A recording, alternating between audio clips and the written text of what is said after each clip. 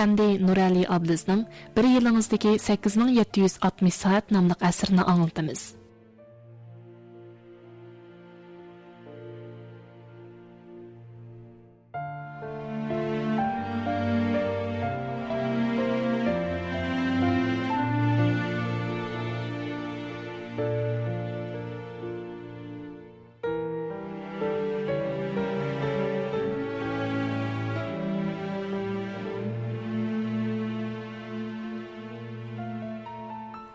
Tavsiyannoma. Haqiqiy utuq qozong'uvchi texnik ko'p kishilarni baxtga erishtiradigan odamdir. Yu Minghu. Alini 2012-yilning oxirlari tunji qatim uchratdim. Bu yigitga nadin kelgan jur'at kim bilmayman. Menga ilk xat avatib, o'zining QA ingliz tili, ya'ni Ali Qaltis ingliz tili degan ma'nodagi darsining sin hujjatini o'ziga yo'llab berishini talab qildi. Bu vaqtda dal so'qmoq masalasi yuz bergan bo'lib, bu ozroq zil temiga aylanib qolgan chaq edi. Shinjonlik bu yigit bir bilak xanzucha inglizcha darslik sinida qiziqarli so'zlar orqali nurg'un bilimlarni umumlashtirdi. Nurg'un kishilar so'qmoq masalasini rayon xarakterli kamsitish deb qarayotgan chaqda u ma'rif qatlami darajasiga ko'taribdi. Bu xil mustaqil tafakkur qilish iqtidori sababli uning ismini esimda ching tutib oldim. 2013-yili Çağanda onun bilan ikinci qatim uchrashdim. Shu qatimlik yig'in orliqida u dodillik va ozroq qaramliq bilan yenimga kelib, o'zini inchki operatsiya qilib yozgan dokladni chiqardi. Uningda Ali o'zining vaqt boshqarish ta'sirotlarini, ilgirki o'qitish jarayonida qo'lga keltirgan tajriba saboqlarini yozib qolmay, 90 kilogramdan 70 kilogramga o'riqlaganligi. Qo'rsqiga 8 parcha muskul chiqarganligidan iborat o'riqlash jarayonining unum xaritasini kirgizibdi. Men shu chaqda uningga yangi sharhning eng munavvar o'qituvchilarining biri bo'lib chiqqan degan bir jumla so'zini qilgan edim. Darvaqa 2 yildan keyin u shunda qila oldi.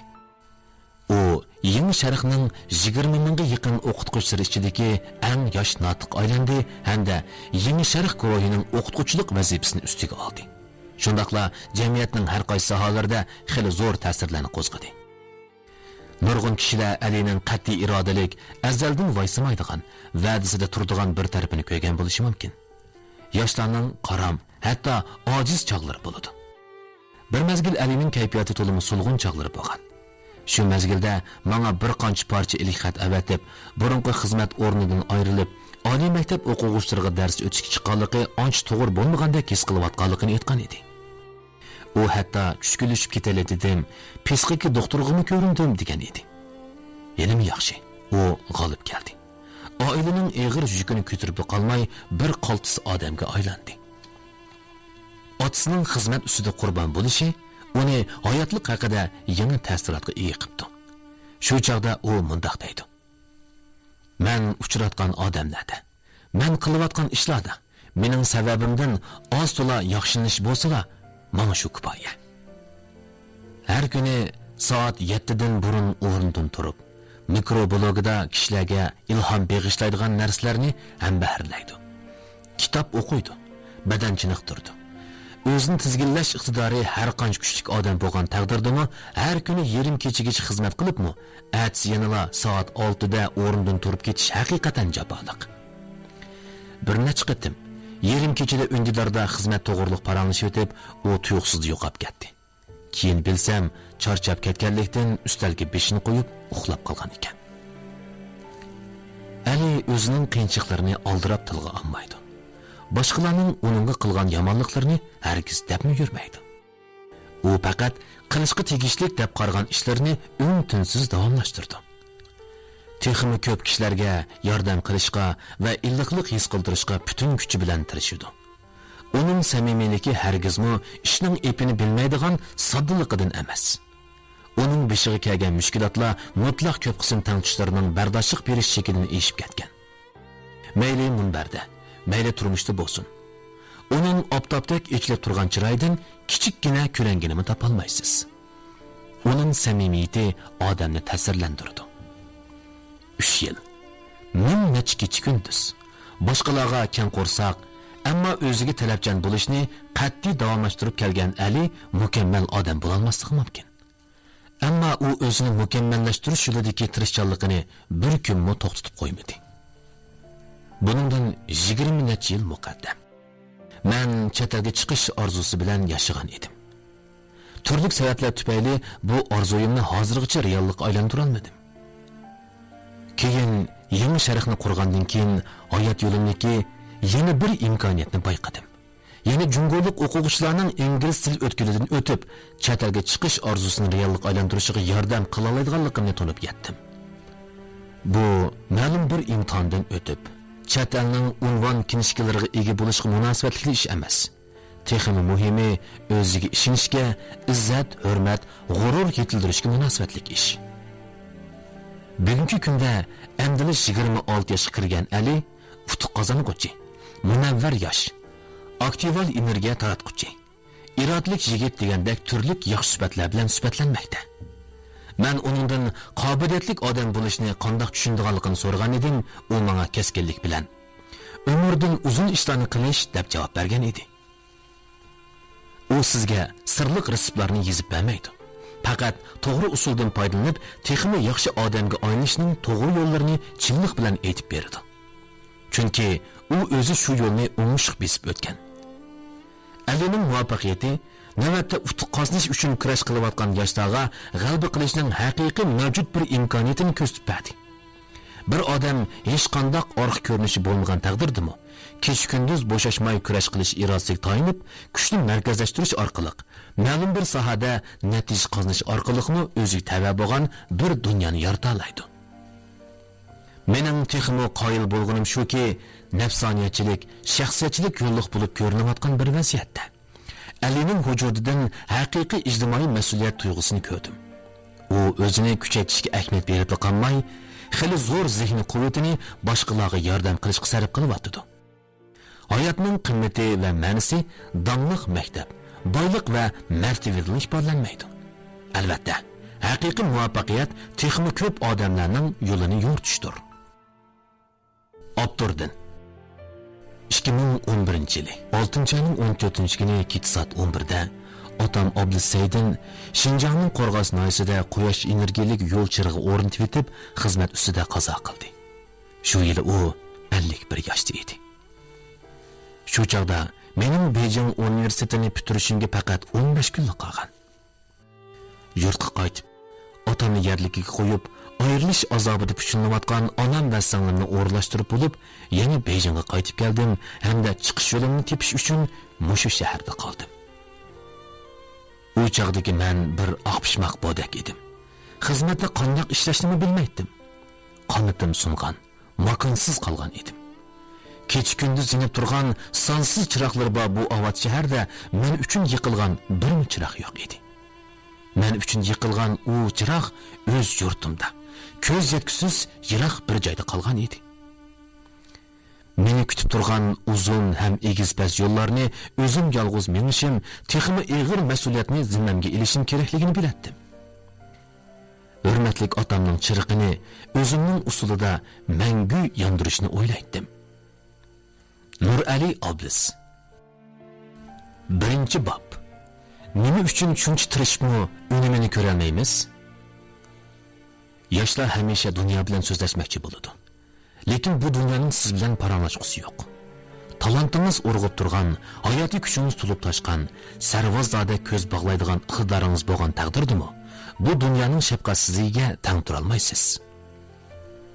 Muvaffaqiyat nurg'ulg'an haqiqatlarni bilish emas. Karvatimning bosh tarafiga qo'yilgan ustalga mundaq bir jumla ingliz so'z o'yilgan. If you cannot do, teach. Agar o'zing qila olmasang, boshqalarga qilishni o'rgat. O'qituvchi bo'lgandan beri bu so'zni o'zimga signal qilib oldim. Bu qoida so'zlashga usta, ammo o'zi qila olmaydigan kishilarga qilingan kinoya edi. Mening bir do'stim bo'lib, laqami qoidashunos edi. Kitoblardan naql keltirish, qoida so'zlashda uning oldiga o'tadigan odam yo'q desakmi bo'ladi. Qadimgi Misr madaniyatidan tortib, hozirgi zamondagi pit bo'lgucha qoyil qilarlik mulohaza qilib beralaydi. O'yin, tomosha va nikoh, turmush to'g'risida bilganlarmi oz emas. bularga xili kelishgan sirqiy qiyofat qo'shilsa, uning bilan paranglashgan har qanday bir odam o'limiga uchrab qolgandek tuyg'uga kelib qilishi mumkin. Ayni chog'da ikkimiz Jungwansunda 10 necha kvadrat metrlik bir egizlik uyda bilib turardik.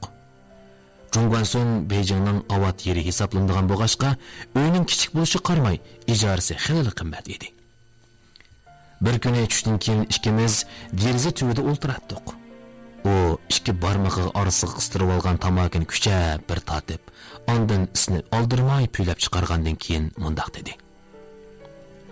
Ali, yaqinda men moliya boshqarishga oid kitobdan birini astoydil o'qib tadqiq qildim. Hozir pulni bankaga qo'ysang, kundan kunga kurs tushib ketadi.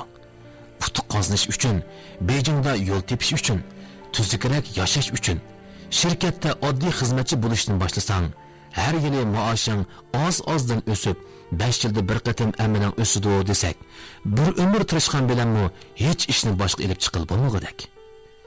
Üzüp chiqaman desang, boshqalar mangmagan yo'lda minishing kerak. Ikkimiz ozroq pulning ipini qilib, oltin sodis qilayli. Keyin u xizmat munosabati bilan ko'chib chiqib ketdi. Lekin patpa telefon urib, yana xizmat almashtirganligini, yangi bir sohaga kirganligini va yoki qisqa vaqt ichida boy bo'lishning yangi amalini topganligini aytib turdi. Lekin mayli qaysi sohaga kirmasin yoki pul tepishning qanday bir yangi usulini bayqamasin, hech qaysisi uzoq mezgil davomlashmadi. Oxirida pushaymon dorisining uzoq mezgillik iste'molchisiga aylanib qoldi. Do'sti bo'lish sifatim bilan uni ogohlantirib, qoida so'zlash, mulohiza qilishdan boshqa amaliy unum beradigan chora va harakat texmi muhim emasmi deb askarkan edim. U sal cho'chigandek bo'lib, birdan turib ketgandan keyin yana o'zining gapini qilib, "O'tganda hiliq shirkatning peyini o'sdi degan edim. Rostili o'sdi-ku. Shu chaqda setib olgan bo'lsam, hozir bir yush uy ip bo'lgan bo'lar ekanman", dedi. U hozirga qadar 4 qatim xizmat almashtirib bo'ldi. Maoshi 1050 yuan o'sdi. Oddiy xizmatchi edi. Hozir 5 kishilik guruhning guruh boshlig'i bo'ldi. Ehtimol kunlarning birida uning rostili omad kelib qolar. Shundaq bir kunlar kelib qolsa, men cho'qim yuzimni qilin qilib, "Ha, boy bo'psan, burunqi do'stligimizni unutib qolmagansan, ha?" deb boraman. Dunyoda qoida so'zlashga amroq odamlar ko'p. Qoida anglashga amroq odamlar texmi ko'p. Har xil yo'llardan foydalanib, o'zi erishmoqchi bo'lgan, ehtiyojli bo'lgan va yoki erishmasam bo'lmaydi deb qaragan qoidalarga erishib turadiganlar hamon kam bo'lmaydi.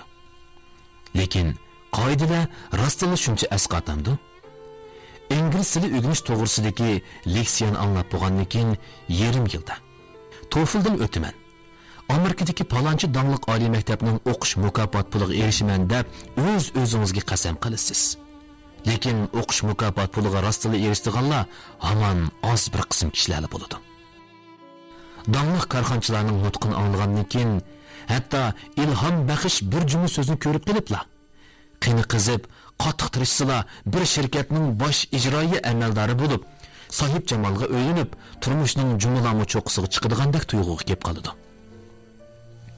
Muhabbat mutaxassislar ham baharlab qo'ygan bir hikoyani o'qiblar, tunji muhabbatni qadrlab, farhotni saqlaydigan qizlarning shirin bo'qisi kelib, boy, kelishgan, qomatlik oq otliq shahzodasining ilib ketishini kutdi.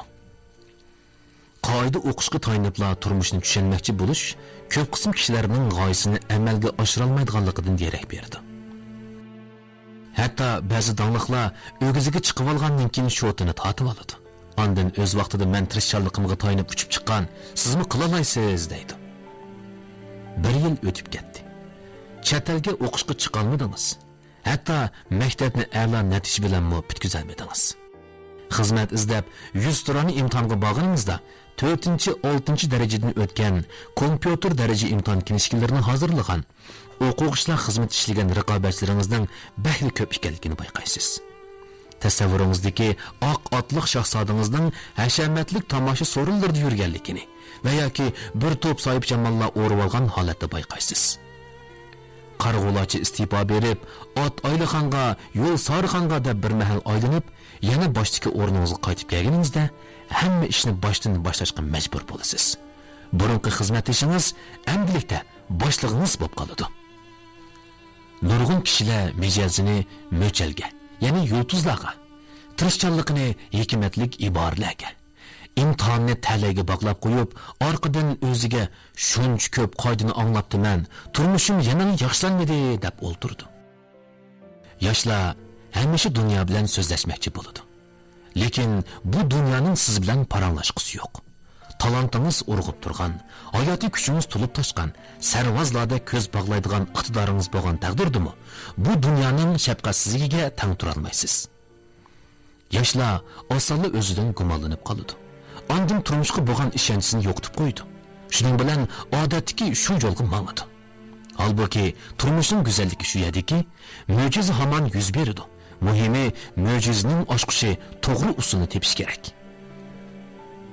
O'tir maktabda o'qiyotgan vaqtimda otam menga "Ming qoidadan bir chora afzal. Ming hayajon bo'lgan bilan harakat bo'lmasa bekor" dedi. Mening hozirgacha erishgan shu ozg'in natijalarimni otamning shu so'zlarining tiki yetganligimning natijasimikin deb qarayman. Ko'pchilik oldida nutq so'zlashdan qo'rqmaydigan odam bo'lmiz kerak. Men boshqalarga o'xshashla nurg'un odam oldida bemalol so'zlaydigan bo'lishni orzu qilardim. Lekin har qancha qilsam-mu bu orzuga yetmak hech mumkin bo'ladigan qilmaydi. Uning ustiga men osonla jiddiylashidigan odam edim. Mijozimda qo'rqinchoqlikmi bor edi. Keyin Yangi Sharqda o'qituvchi bo'lib, necha yuz, necha ming, hatto 10 necha ming o'quvchi oldida so'zlashga majbur bo'ldim. O'qituvchilik bo'lishga tegishli mahoratni to'liq hozirlash uchun nutq so'zlash mahoratiga oid topolganlik kitoblarning hammasini o'qib chiqdim. O'zi yaxshi so'zlanmaydigan turib, boshqalarga qanday so'zlashni o'rgatalaydigan avliyolarga aynib qolgan chog'larim bo'lgan edi. Bir kuni odam yo'q sinfda leksiya so'zlashni mashq qilib olsam, bir xizmatdoshim kirib birdan qarab turgandan keyin o'zingdagi masalaning zodi nima ekanligini bayqadingmi? Agar bayqay olmagan bo'lsang, ming qatim mashq qilsangmi beka, dedi. Uning maslahati bilan maqsadlik mashq qilish usulini qo'lladim. Bu usulni Florida universitetining psixologiya mutaxassisi Andres Erikson o'tirg'i qo'ygan bo'lib, uning muhim nuqtasi qayta takrorlash va inkas qaytarish. Avval mashq qilguvchi to'g'ri usulni egilishi va uni pishqilishi kerak. Nutqqa nisbatan aytgan chog'da yaxshi nutqning zodi nimaligini bilish kerak. Buning uchun kitoblardagi abstrakt nazariyalar yetarli emas. Shunga men dangliq notiqlarning hammasining degidek simga ilingan nutq filmlarini tepib kelib, qayta ko'rib, inchki halqalargacha astoydil tadqiq qildim. Fursat bo'lganda ba'zi dangliq notiqlarning nutqini naq maydonda anglab, ming'an anglag'uvchilarning olqi sadolariga cho'milgan chog'dagi ajoyib kayfiyatini ko'rdim. Undan keyin mashq, inkas, mashq jarayonini takror davomlashtirdim. Maqsadlik mashq qilish xatolik markaz qilingan usul bo'lib, mashq qiluvchi xatolikka nisbatan sezgir bo'lishi, xatolikka yo'l qo'ymaydigan, bayqagan hamon uni tuzitadigan aktiv pozitsiyada bo'lish kerak. O'zimning do'rab mashq qilishi bo'lsin yoki dars o'tish jarayoni bo'lsin, maqsadlik holda simga ilib oladigan, uyga qaytgandan keyin ularni takror ko'radigan bo'ldim. Dastlabda ekrandagi o'zimga qarab o'tirishga toza ko'nalmadim. Yana kelib, ilgari o'zimcha nihoyat yaxshi bo'ldi deb qaragan nuqtalarning amaliyotda undaq emasligini bayqadim. Ovoz chiqarish va badan harakati jihatda kasbiy tarbiya ko'rmagan nurg'un kishilarga o'xshash hayajonli mazmunlarga kelganda qo'llarimni har yon pulanlatib, yuzimni to'sib oladi ekanman. Yeli u yoqqa, yeli bu yoqqa irg'anlab, jim tura olmaydi ekanman. Bu deganlik shundoq bo'lganda deganga o'xshash iboralarni to'la takrorlaydi ekanman. O'zim yaxshi biladigan mazmunlarga kelganda ixtiyorsiz holda bak tez so'zlab ketar ekanman. Eng muhimi, menda ekran tuyg'usi yo'q ekan. Anglag'uvchilarga mening ularga so'zlayotganligimni, ularga ahamiyat berayotganligimni his qildira olmaydi ekanman. O'zgartishga tegishli nuqtalarni yezib olib, to'xtamay tuzatdim. Hamda keyingi qatimliq leksiyaning sin hujjatini silishtirib, har bir savallikni tamoman tuzitib bo'lgan, qayta sodir qilmagan chog'dala, ondan daftarimdan o'chirib etdim. Sonsiz qatimliq maqsadlik mashq qilishdan keyin Yangi Sharqning darsxona leksiyasiga pishiq bo'lib qolmay, Yeni Sharqdagi notiqlarning biriga aylanib, bir vaqtda necha ming, necha 10 ming odamga leksiya so'zlaydigan g'oyi safar temisidagi oylamli leksiya munbarlarida namoyon bo'ldim. G'ayri turlar nomli bozorlik kitobning avtori Vladimir mundaq deydi. Kishilarning nazaridagi talant sohiblarining qaltisligi ular bilan birga tug'ilgan emas, balki izchil davomlashgan tirishchanlikning natijasidir.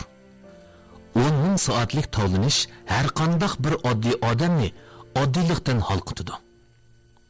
Men hargizmi talantlik hisoblanmayman. Japoliq tirishchanligining badaliga ozgina natijani qo'lga keltirish jarayonida his qilganim shuki, dunyoda utuq qozishni o'rgatadigan e'tiborli kitob mavjud emas.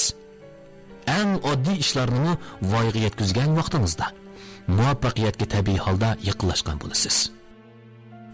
Men bu yo'lda shuncha ko'p qoidalarga nisbatan muayyan ko'z qarashga ega bo'lgan bo'lsam-mu, bu mening qoidalarni o'rganmaydigan, qimmatini tushunmaydigan yoki ularga parvosiz qaraydiganligimni bildirmaydi. Balki men shuni bildimki, qoidani har qancha jiq anglagan taqdirdami, u baribir boshqalarning tajribasi. Faqat to'g'ri usulga tayongandala o'zingiznikiga aylantirg'ili bo'ladi. Meni to'xtamay olg'a bostirib kelayotgani, qarmoqqa ancha muhim emasdek ko'rinadigan bosh cho'kirib tirishayotgan o'zimdan iborat. Ba'zida bek ko'p qoidalarni bilib ketsangizmi, aksicha o'zingizga tushak sep qo'ysiz. O'xshamagan qoidalar to'la hollarda o'zaro ziddiyatlik nuqtalarga ega bo'ladi.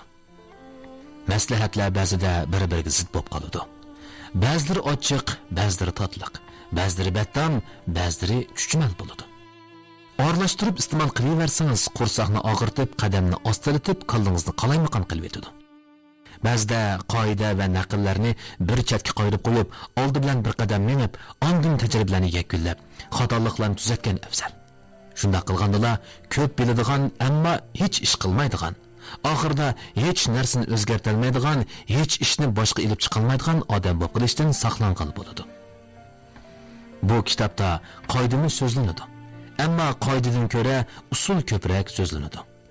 Kitobdagi har bir bob kichik bo'lsa-mu, mazmun bir qadam ilishingizga turtki bo'la olsa. Shunda qilib bir qadamdan ilgirlab, asta-asta orzu-armonlaringizga yaqinlashsangiz, mening bu kitobni yozishdagi muradim hosil bo'lgan bo'ladi. Nurali Abduz yozgan Şinjan Pan-texnika nashriyati nashr qilib tarqatgan bir yilimizdagi 8760 soat nomli asarni mush yergacha anglatdik. Davomini ati anglaysizlar.